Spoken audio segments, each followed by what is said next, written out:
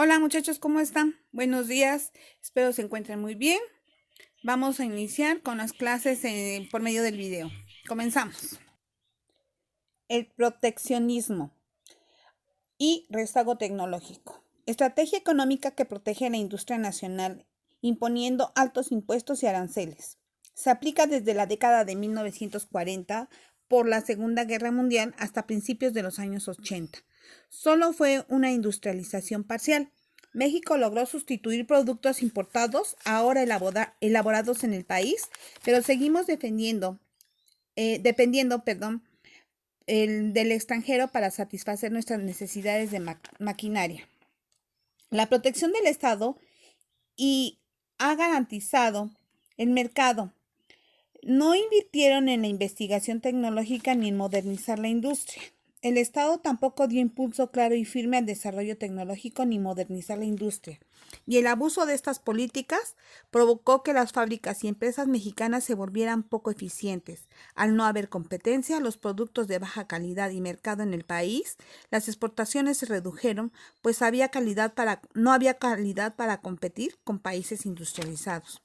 Provocaron que se volvieran deficientes, no había competencia, baja calidad, no podíamos competir con otros países industrializados. Ahora veremos lo de la expansión de la frontera agrícola. Así como no podíamos competir, pues empezamos a ver que dentro de nuestro mismo país también, en el año de 1930 a 1960 hubo un gran crecimiento de la productividad agrícola. Al repartir las tierras en mayor número de personas para ser trabajadas, se hizo un uso intensivo, expandiéndose la superficie de terreno cultivado. El gobierno invirtió grandes cantidades de capital para modernizar y tecnificar el campo, introduciendo modernos sistemas de riego, pesticidas, fertilizantes y semillas. Se llevó a cabo la construcción de grandes presas conectadas a canales que llevaran agua al campo. Trajo mayor productividad.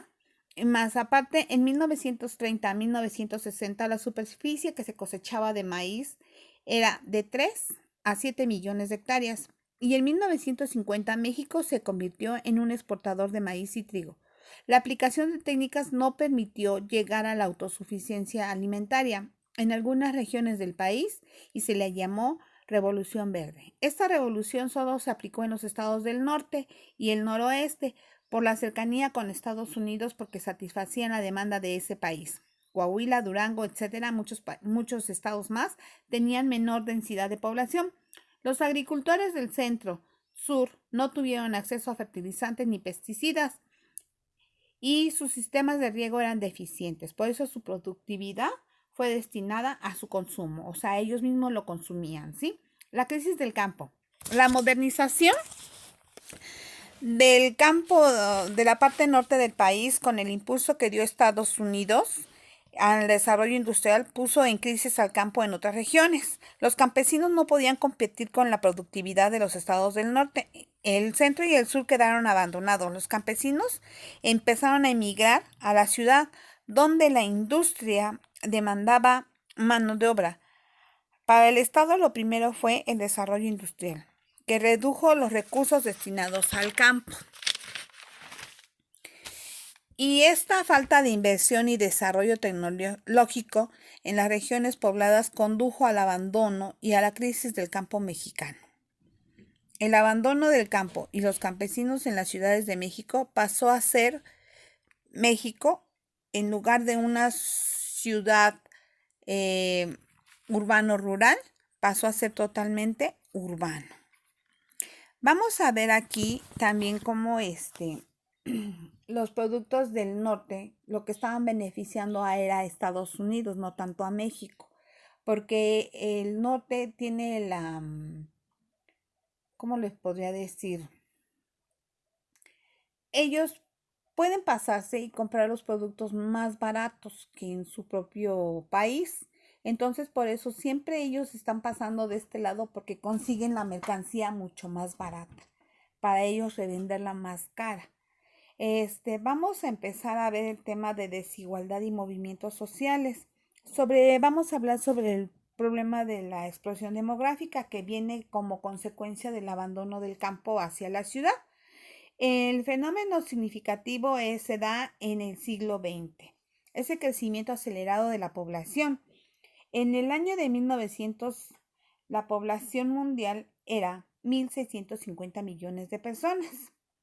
En el 2000 rebasó a 6 millones. En 1910 la población mexicana era de 15 millones y al concluir la revolución apenas era de 14 millones. De 1930 a 1970 la población se triplicó y rebasó a 50 millones. La explosión demográfica se da por el crecimiento económico, desarrollo científico y tecnológico, revolución verde, dotación de servicios y campañas de salud. En 1940 promovieron mejoras en las condiciones de vida de la población. Se disminuyó un índice de mortalidad infantil. Nacían entre 1940 y 1970 más niños y no había tantas muertes. Se logró la edad adulta. Antes creo que la edad adulta llegaba a los 36 años.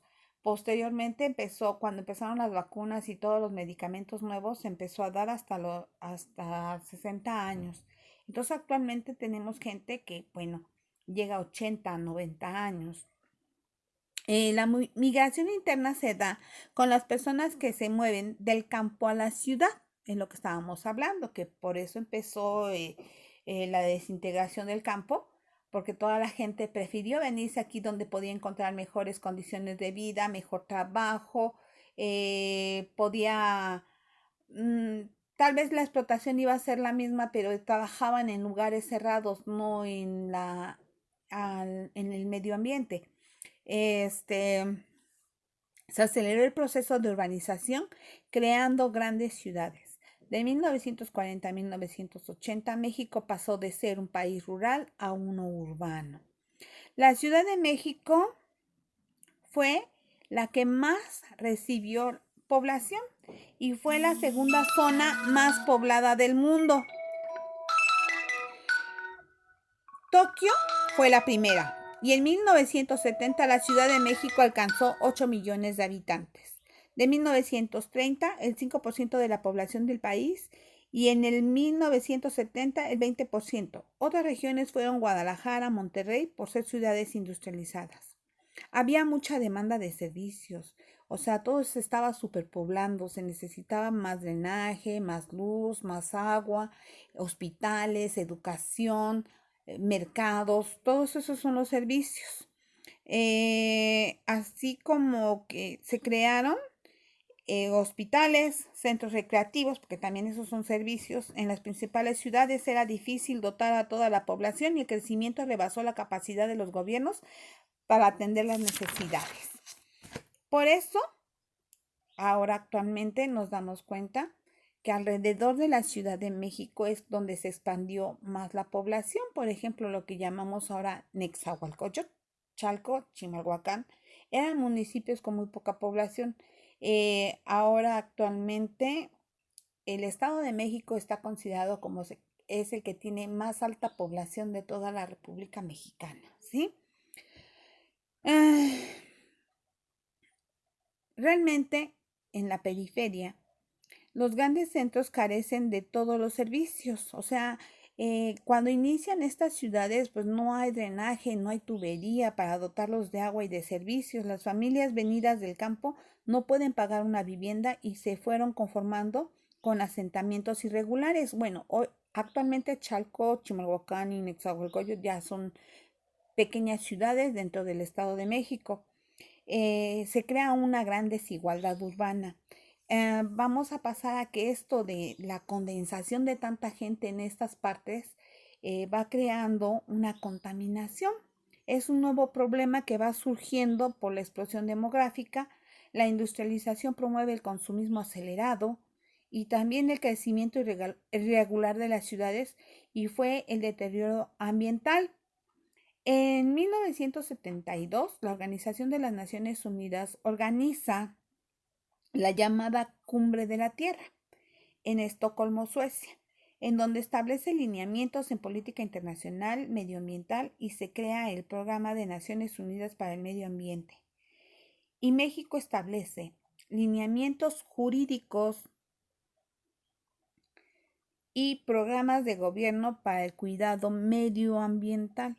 Muchachos, aquí nos podemos dar cuenta del gran crecimiento de nuestra ciudad, cómo se fue urbanizando, cómo fue cambiando, cómo estos periodos de miseria, bueno, hasta la fecha no se han terminado, continúan, porque todavía tenemos muchos cinturones de miseria y lo peor de todo es esta contaminación, porque como así vamos avanzando tecnológicamente, se van creando nuevas cosas. Antes no existía el PET, antes no existía el Unicel, y ahora todo lo tenemos desechable, todo viene en envases que se pueden tirar a la basura y vamos creando esta gran contaminación que sí nos puede llegar a afectar en un tiempo no muy largo, no muy lejano. Ustedes se dan cuenta de que, por ejemplo, estos basureros que han existido dentro de la ciudad ahora se están tratando de convertir en áreas verdes, pero hay espacios en donde se han convertido en colonias y surgen gases los que hacen que exploten estas casas. Espero que esta explicación les haya servido mucho. Me retiro. Les agradezco su atención. Gracias.